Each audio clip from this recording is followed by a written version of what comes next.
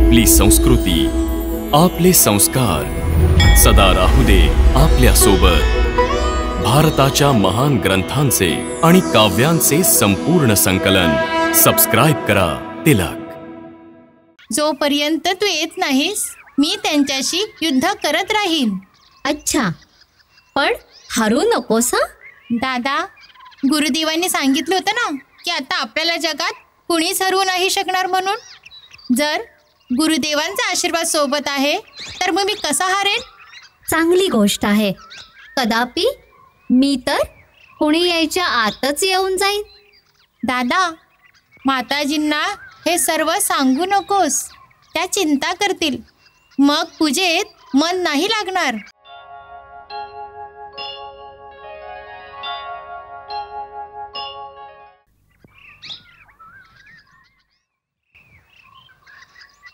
सूर्योदयाची वेळ झाली आहे। मला माताजींसाठी कमळ पुष्प आणायला जायचं आहे। मग जा दादा, चिंता नको करूस, मी इथे थांबतो। जर महाराज राम आले तर मी तुझ्यासाठी त्यांना थांबवून ठेवीन। जोपर्यंत तू येत नाहीस मी त्यांच्याशी युद्ध करत राहीन। अच्छा, पण हरू नकोस हा? दादा, गुरुदेवांनी सांगितलं होतं ना की आता आपल्याला जगात कुणीच हरवू नाही शकणार म्हणून। जर गुरुदेवांचा आशीर्वाद सोबत आहे तर मग मी कसा हारेन? चांगली गोष्ट आहे। कदापि मी तर कुणी यायच्या आतच येऊन जाईन।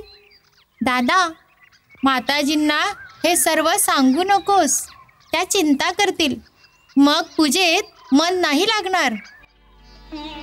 आणि जर पूजेत मन नाही लागलं तर आपल्या पिताश्रींचं दर्शन होण्यास आणखी विलंब होईल। बरोबर बोललास तू। अच्छा, मी आता निघतो।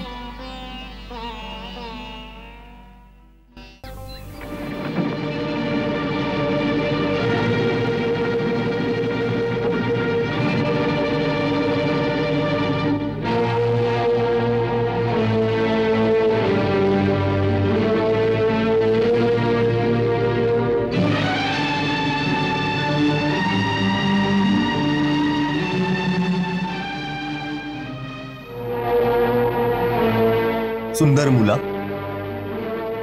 तू यज्ञाचा घोडा पकडला आहेस? होय।